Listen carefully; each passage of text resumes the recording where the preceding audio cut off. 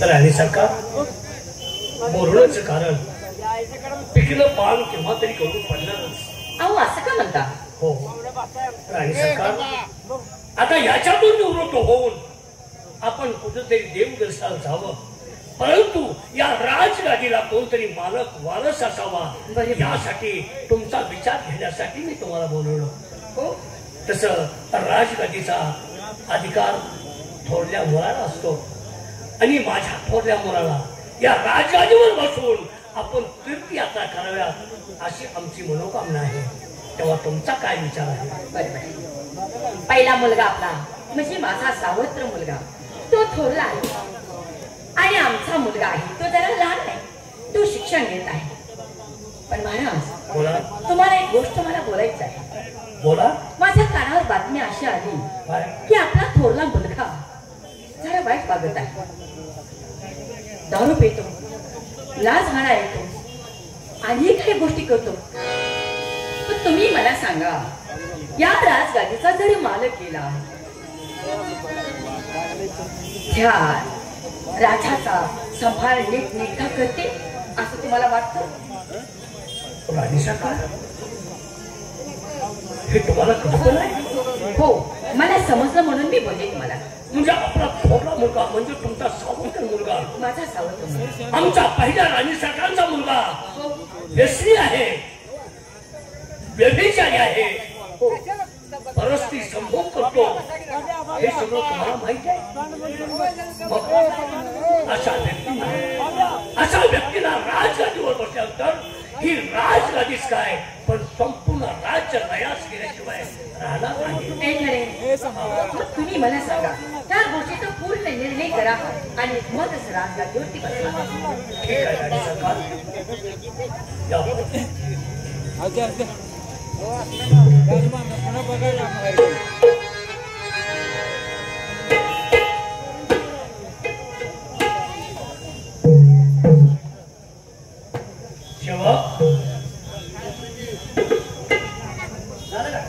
आमचे थोरले चिरंजीव आहेत ना, त्यांना ताबडतोब बोलावून घ्या.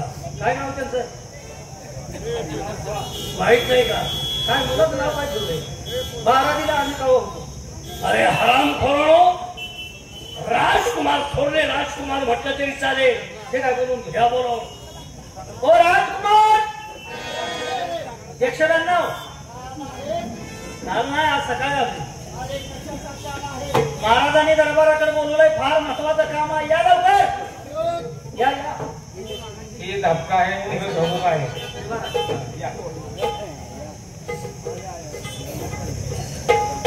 बजता रहेगा डंका हमेशा आपके नाम का, शुक्र गुजार करता हूँ बंदा इस दरबार का. जोर कुर्बान हो जाए इस वतन पर, लेकिन बेईमान नहीं होगा अपने तख्त पर.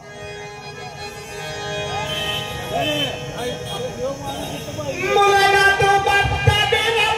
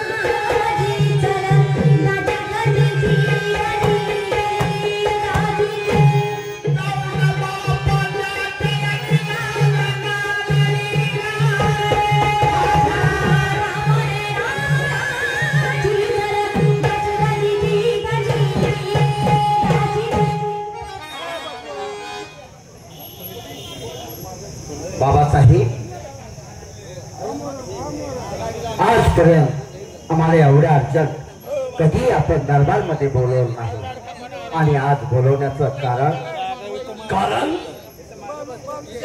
युवराज, आमच्या कानावरती काहीतरी तुमच्याबद्दल कागाळे आले आहेत. आमच्याबद्दल? हा. कोणत्या गोष्टीची? कोणत्या गोष्टीचा? हो, म्हणजे सगळे आपण काळे धंदे करता हे कुणालाच माहित नाही वाटत. आपण मदिरा भाषण करता. मदिरा हा आणि आम्ही प्राशन करतो. हा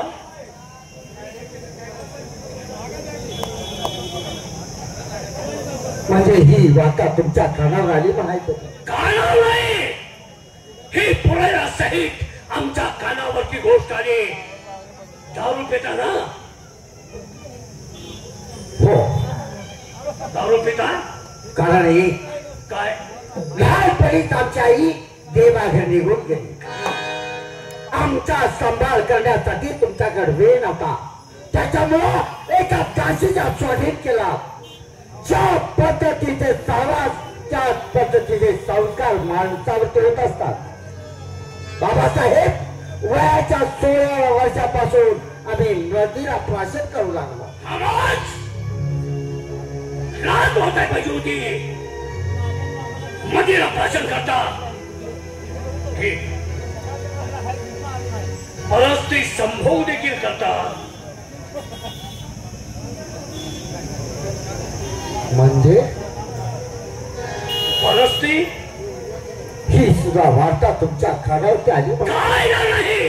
बाप आहे मी, बाप. आणि बापाच्या कानावरती गुणानं केलेले सगळे गुन्हे येत असतात. परंतु बाप शांतपणे बसतो.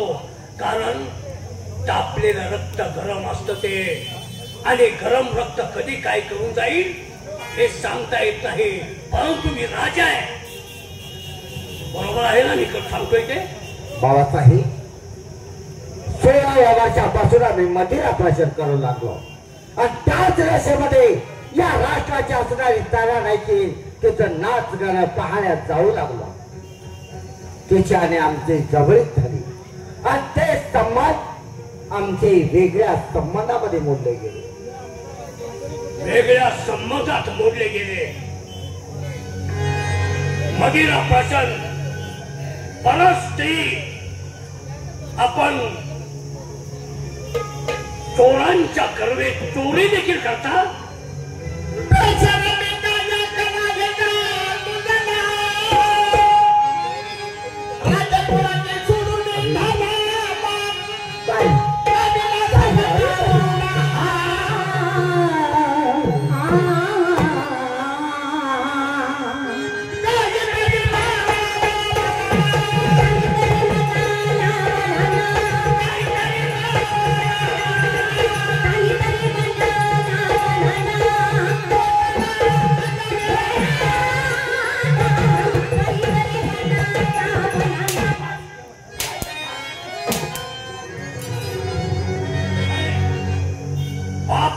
सोंग आहे.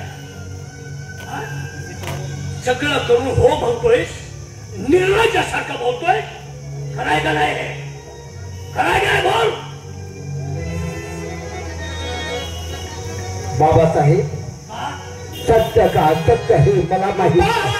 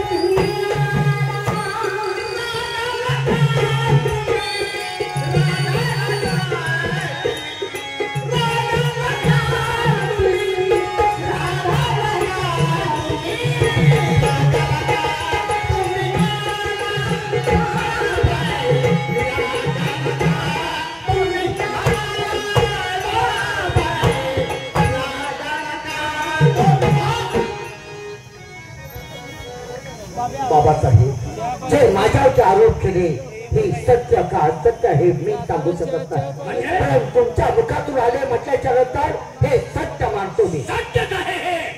आणि किती लपवण्याचा प्रयत्न केला तर लपणार नाही ते. तसं सूर्यप्रकाश सत्य आहे त्याप्रमाणे तुमच्यावरती गुन्हे हे सत्यच आहे.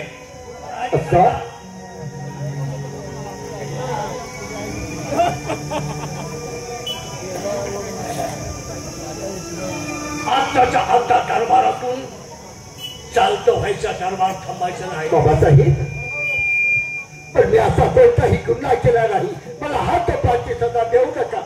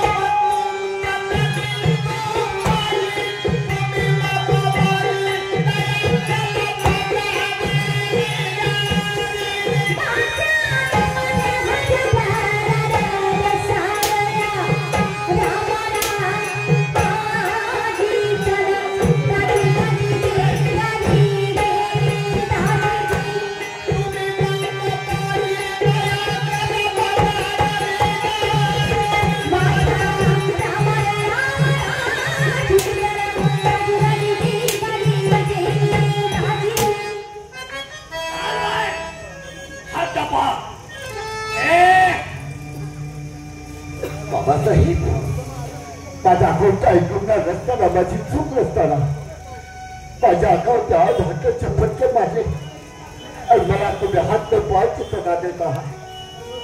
काय हरकत नाही. तुमच्या मुखातून केलेला शब्द तुम्ही माघारी कधी घेणार नाही.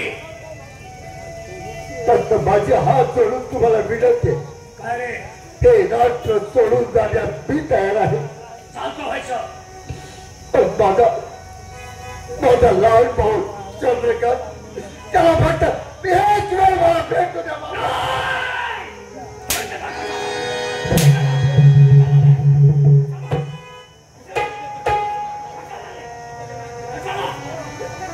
त्याला भेटू दे. तू केलेले संस्कार त्याच्यावरती व्हावे, तू केलेले वाईट कृत्य त्याला ऐकावं, पाहावं आणि तुझ्यासारखी त्याला कशाला भेटायला होतोय.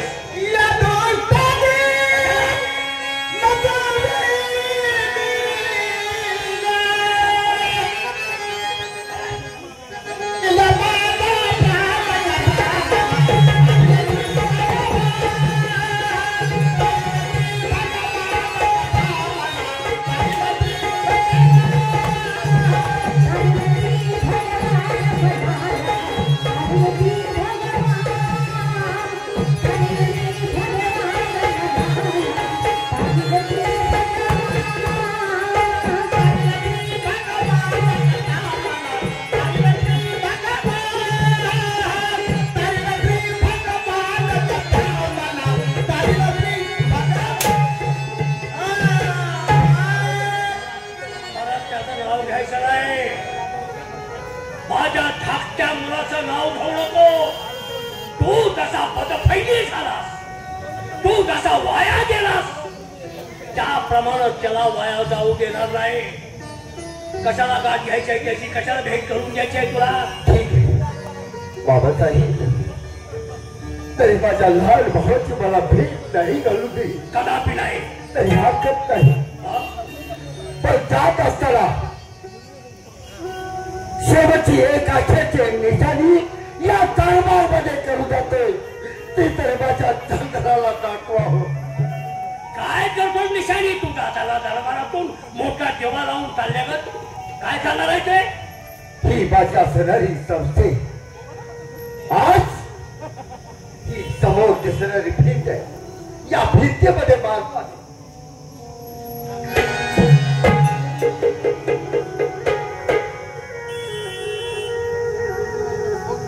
बाबासाहेब, माझ्या चंद्राला सांगा, जोपर्यंत ही निशाणी कोरडी असेल तोपर्यंत तुझा भाऊ सुखरूप आहे. आणि ज्या दिवशी या निशाणीतून रक्त वाहील त्या दिवशी तुझ्या भावाच्या जीवाला धोक आहे. एवढी आठवण त्याला कोणतं सांगा बाबा. एवढा सात्विक विचार आहे तो.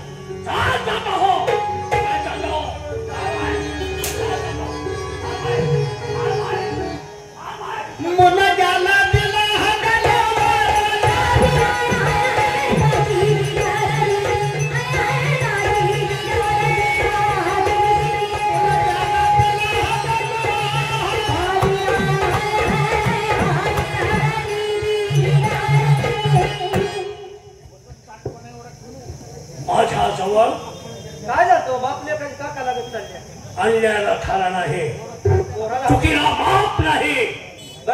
मी त्याला म्हटलं राजगादीवर बसवतो, परंतु माझ्या कानावरती नाही तसे केले तरी उद्योग माझ्या कानावरती आले. मेहरबान खरं सांगितलं. वेळ सावध झालो, नाही तर तो जर राजगादीवर बसून असल्या जर गोष्टी करत राहिला असता तर माझ्या तोंडात सर्वांनी शेण घातलं असतं. त्यासाठी त्याला हद्दपार केली.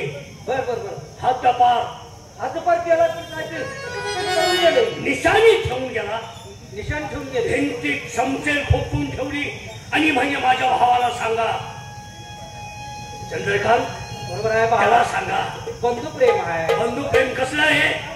तोपर्यंत ही शमशेर कोरडी राहील, तोपर्यंत माझ्या जीवाला कोणता धक्का नाही.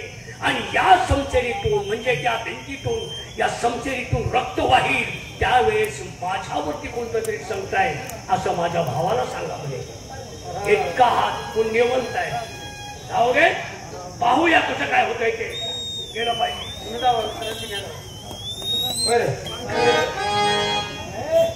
त्या समशेरीत रक्त येईल का आपण आणून होतोय.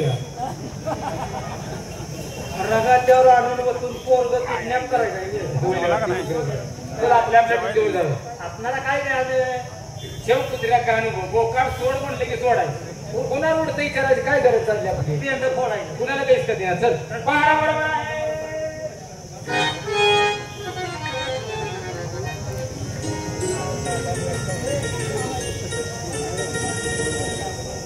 महाराज, तुम्ही काय म्हटला होता की माझ्या थोरल्या मुलग्याला राजगादीवरती बसवायचं आणि माझा मुलगा नोकरासारखं राहणार, ते मला बघवणारच नाही. म्हणून मी डोकं चालवलं. का तो मुलगा वाईट वागतो, वाईट विचार करतो, दारू पितो, नाचगाणं ऐकतो. महाराजांनी भरवलं आणि त्यांना हकलूनच दिला असतात. महाराज ते ठेवणारच नाही. ते आता माझ्या मुलग्याला राजगादीवरती बसायला हवं. पण हो, आपल्या मुलग्याला बोलून घ्यावं म्हणजे चालेल. अरे शिपाई,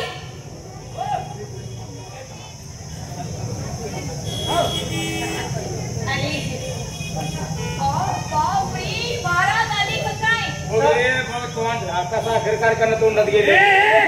चालूवरती नाही तुम्ही दोघांनी ठेवले. चालूवरती म्हणजे अरे काय बोलण्याची पद्धत आहे का? काय बोलतोय.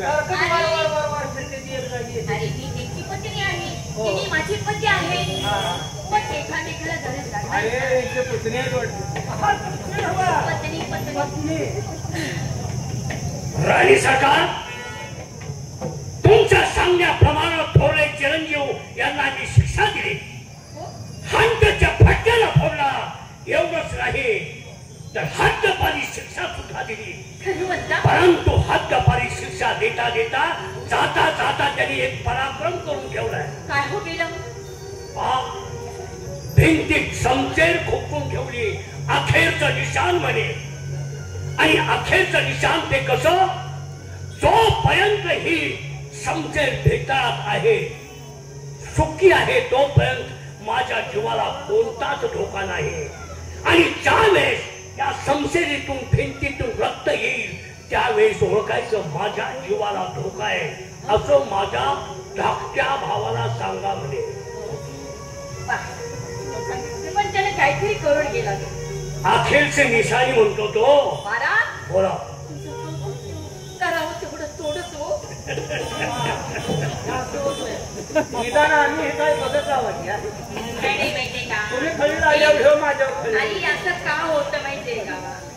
अरे तुमचं लग्न झाले नाही ना आणि दुसऱ्याचं कोण असं होतं. लगेच तरी नसलं तर मन कुठे गेले.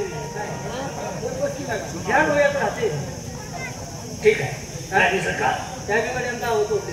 थोडा थकवा वाटतोय, विश्रांती घेतो. अरे महाराजांना थोडा लकवा वाटायला लागला. काय म्हणते आमची युवराज कुठे आहे. तुमचा मुलगा आहे का. बोलून घेऊ काय. बोलवा ना. आई साहेब बोलवतात. युवराज भाई, युवराज भाई, युवराज भाई. हो युवराज महाराज तर म्हणजे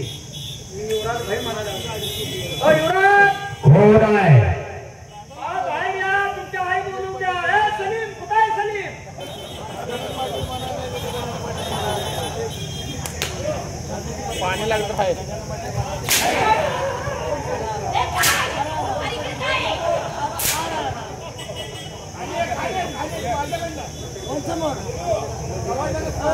घोरावणं सलीम कोण रे? त्याचं काय काम आहे?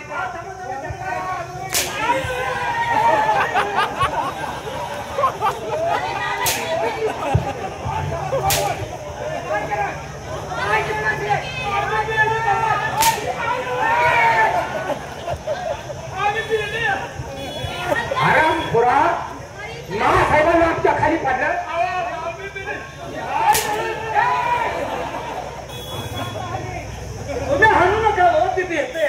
महादेव गरज सावळज यांच्याकडून 50 रुपये आले. हाणू नका तिथे येते. हो सलीम कोण? त्याचं या दरबार मध्ये काय काम आहे? हे आमचा दोस्त आहे. पण त्याच्या दरबार मध्ये काय? आपण दरबार मध्ये आहोत ना? काय त्याने येताना सांगत होता 1/2 किलो मटण आण माझ्या देहात.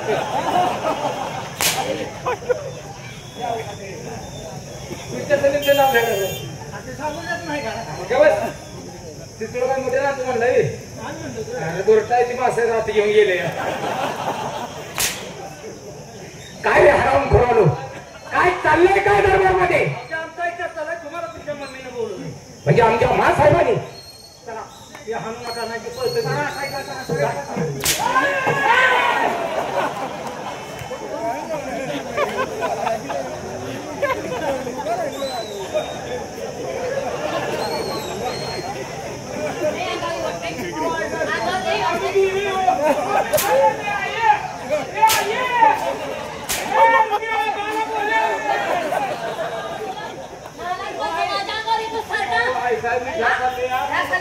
लागून पडलो.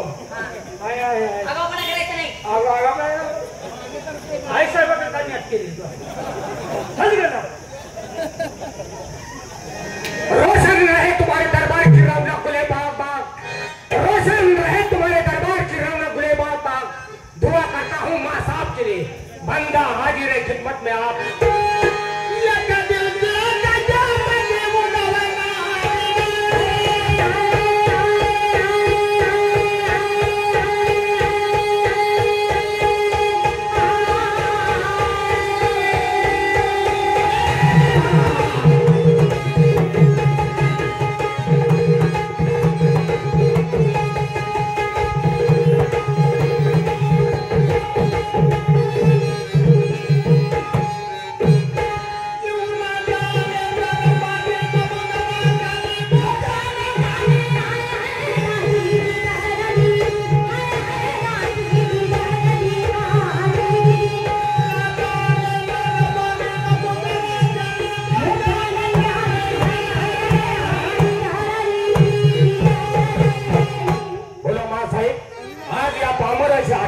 काय झाले? काय वेड्यासारखं बोलता तुम्ही? युवराज, तुम्हाला पाहिले की आमचा अंतःकरण किती गुरुडीत आहे. काय तुम्हाला पाहिलं की आमचा आनंद गगनात मावत नाही. युवराज, खरंच आम्हाला असं वाटत आहे की तुम्ही कधी गादीचा मालक पोचीला आणि आम्ही कधी तुम्हाला पाहिजे असं वाटत आहे.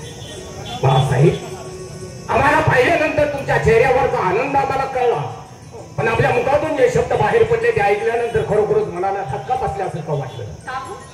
कारण आमचे दादासाहेब अजून आमच्या समोर असताना आमच्या दादासाहेबांच्या अनुपस्थितीमध्ये आम्ही हा राजकारभार आमच्या हाती घेणं हे आम्हाला शक्य वाटत नाही. कारण या गादीचा खरा अधिकारी माझा थोरला दादा आहे. कारण त्याच्या पवित्र पावलाची आम्हाला सेवा करण्याची संधी मिळते. याच्यासारखं भाग्य या जीवनामध्ये आम्हाला कोणत्याच गोष्टीचं नाही. युवराज, त्या थोरल्याचं नाव सुद्धा काढू नको. आणि तो निर्लज्ज आहे, काटकट आहे. अरे तो काय काय करतो तुला माहित आहे? म्हणजे आणि दारू पितो, नाच गाणे काय ऐकतो, बाहेर विचार करतो. आणि त्याच्या वागणुकीत फार फरक आहे. तो राजगादीला शोभल नाही.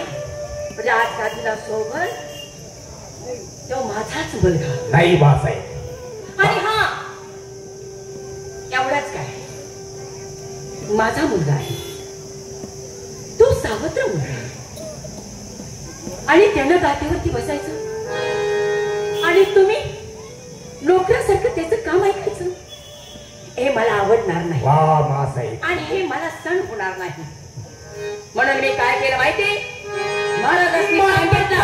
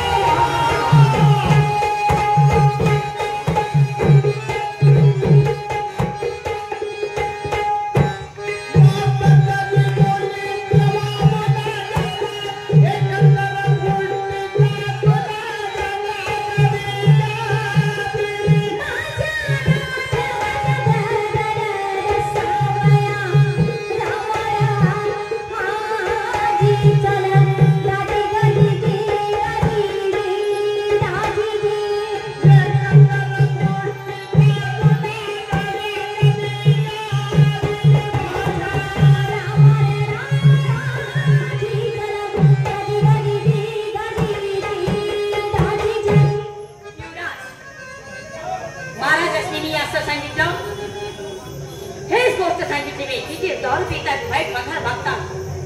पण महाराजांनी काय केलं माहिती, त्याची राजवाड्यातनं हकलून दिला. साहेब काय केलं, ती शिक्षा दिली आहे त्याची. वा साहेब, खरोखरच आई म्हणून शोभलात तुम्ही. का? सावत्र असला तरी तो माझा थोरला भाऊ होता, त्यालाही तुम्ही आईची माया दिली होती. पण आज तुमची आईची माया काय असते ते कळलं. साहेब म्हणून तुम्हाला एक छोटस उदाहरण सांगतो. आईची माया कशाला म्हणतात, आईच्या मायेची ओप काय असते, आईची माया आणि आईचं प्रेम काय असतं. साहेब, ज्यावेळी आम्ही शाळेत शिक्षण घेण्यासाठी होतो त्यावेळी माझ्या शाळेतला माझाच एक मित्र आमच्या शाळेतल्या मुलीवरती जीवापाड प्रेम करत होता. बरेच दिवस त्या दोघांचे प्रेम संबंध चालू होते, पण त्या मुलीला त्या मुलावरती विश्वास नव्हता. म्हणून एक दिवस त्या मुलीनं त्या मुलाला जवळ बोलवलं आणि विचारलं, तुझा माझ्यावरती किती प्रेम आहे. प्रेमानं वेडा झालेला तो मुलगा म्हणाला, माझं तुझ्यावरती इतकं जीवापाड प्रेम आहे, या जगातली कोणतीही गोष्ट माग तुझ्या पायावरती एका पायावरती आणून टाकायला तयार आहे. त्यावेळी त्या मुलीने सांगितलं, जर खरंच तुझं माझ्यावरती प्रेम असेल तर तुला या जगातली मला कोणती गोष्ट द्यायची गरज नाही, फक्त मी सांगते तेवढं काम कर. त्यावेळी त्या प्रेमानं वेडा झालेल्या त्या मुलानं मागचा पुढचा विचार न करता सांग म्हणलं, तुझं असं कोणतं काम आहे, मी करण्यास तयार आहे. त्यावेळी त्या मुलीनं सांगितलं, जर तुझं खरंच माझ्यावरती प्रेम असेल तर याच पावली जा आणि आईच काळीच घेऊन ये. होय मासाहेब, प्रेमानं वेडा झालेला मुलगा त्यानं मागचा पुढचा विचार केला नाही. ज्या माऊलीनं 9 महिने 9 दिवस आपल्या उदरात वाढवलं, हाताचा पाळणा नेत्राचा दिवा केला, 18 धारा पाजल्या, त्या माऊलीचा क्षणभरी विचार या मुलाच्या डोक्यात आला नाही. त्यानं दिला होकार आणि मला तुला दिला आईच काळी. तिथून लगबगीने निघून आला, शाळेतलं आपलं दप्तर घेतला आणि घराच्या दिशेने धावत सुटला. फक्त त्याच्या डोक्यात एकच विचार होता, आईच काळीच कसं मिळवायचं आणि आपल्या प्रेयसीला ते कसं द्यायचं. घराच्या जवळ आलाय, आई दारात उभी होती. आईनं पाहिलं मुलगा आपला घर लगबगीने येतोय. आई लगबगीने आत गेली, हातात पाण्याचा तांब्या घेतला आणि मुलाच्या समोर आली. पण त्या मुलानं आईकडेही पाहिलं नाही, त्या पाण्याच्या तांब्याकडेही पाहिलं नाही, फक्त त्याला मिळवायचं होतं आईचं काळी. त्या माऊलीने त्या क्षणी विचार केला, आज माझ्या लेकराचं शाळेत कुणाशी तरी भांडण झालेलं असावं, थोडा रागाच्या भरामध्ये आहे, त्याचा राग शांत झाल्यानंतर आपण त्याच्या जवळ जाऊ. म्हणून ती माऊली तिथून तशीच आपल्या स्वयंपाकघरात गेली. त्या धरणीवरती अंग टाकताच त्या माऊलीचा डोळा कधी लागला तिलाच कळला नाही. पण या मुलाला त्याच्या खोलीमध्ये झोप नव्हती, फक्त या अंगावरून त्या अंगावर करत होता, कारण त्याला मिळवायचं होतं ते आईचं काळीच.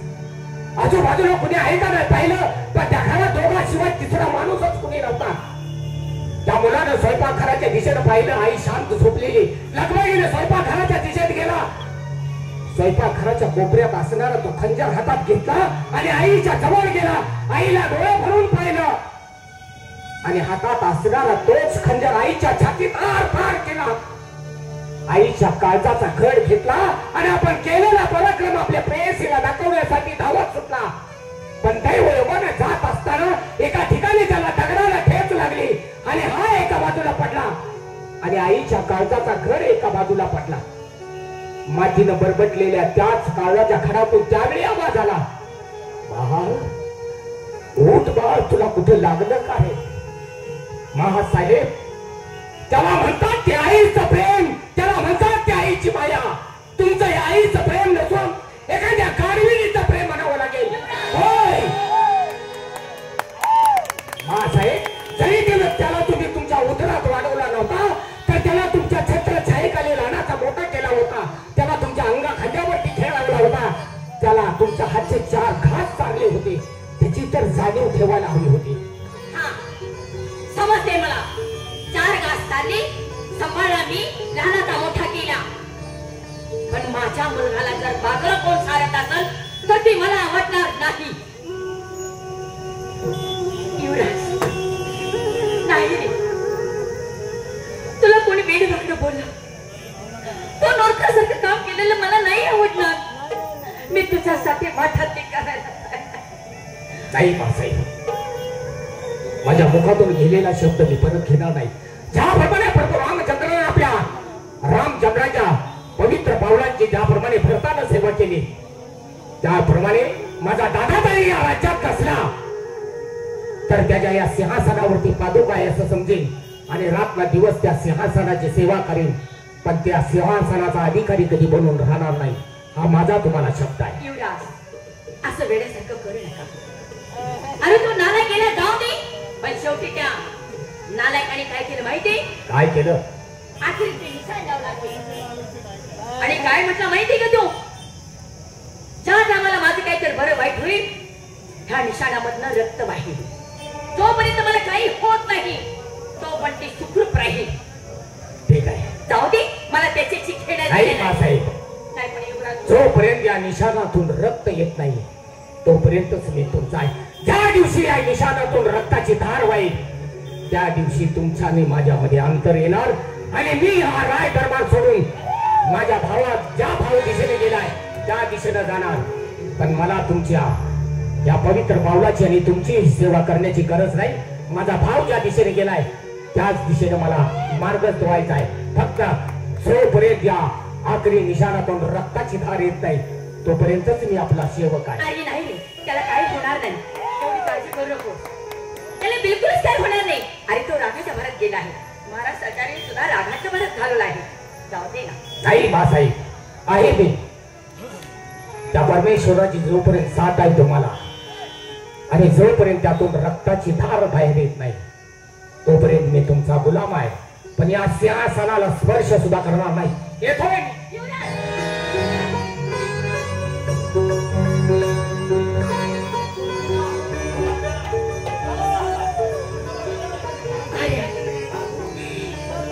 मी करायचं ते एकाने होतही, पण नाही. अजून युवराज इथंच आहे, माझंच आहे ना. जाऊ द्या, तो रागाच्या भरात गेलाय, पण राजाचा मालक तोच होणार आहे. जाऊ द्या, आज ना उद्या त्याचं टेन्शन निघून जाईल, शांत होईल. आपण जाऊ, तिची समजूत काढावी.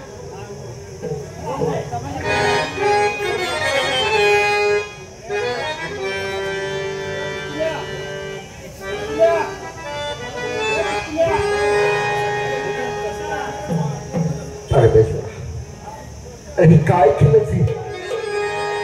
मला हातापाची शिक्षा दिली याचं मला दुःख वाटत नाही.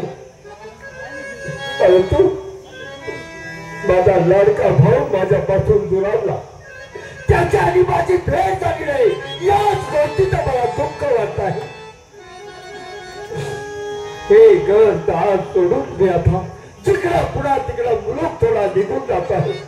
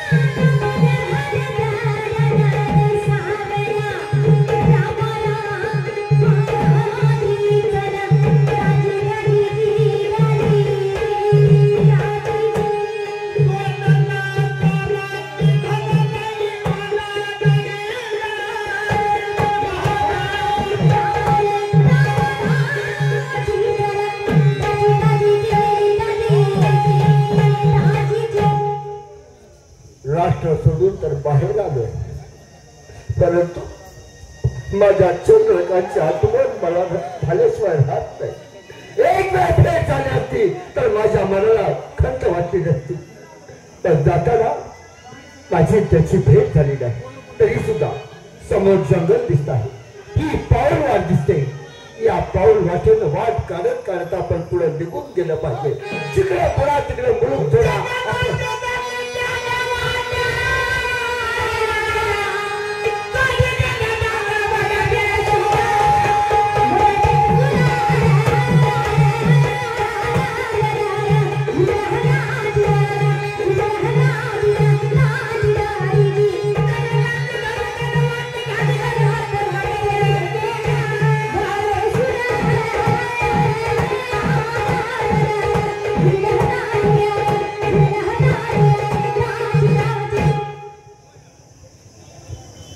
हरकत नाही. हे भयानक जंगल आहे. या अरण्यातून वाट खडीत खडीत जायचं आहे. आपल्याला तर काहीच माहित नाही. घनदाट जंगल, भले मोठे वृक्ष, या जंगलामध्ये मोठमोठे प्राणी असतील तरी सुद्धा आपल्या हातामध्ये हातार नाही. आणि यातून तरी आपल्याला मार्ग काढत गेलं पाहिजे. निगाव मंदिर हे फाल्गुन मास उन्हाळ्याचं ऊन आहे.